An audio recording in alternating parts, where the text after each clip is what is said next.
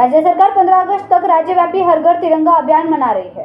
हर घर तिरंगा अभियान के तहत राज्य भर में विभिन्न कार्यक्रम आयोजित किए जा रहे हैं। राष्ट्रीय स्वतंत्रता दिवस समारोह के तहत बारडोली नगर पालिका द्वारा राष्ट्रीय ध्वज के सम्मान में विभिन्न कार्यक्रम आयोजित किए जा रहे हैं।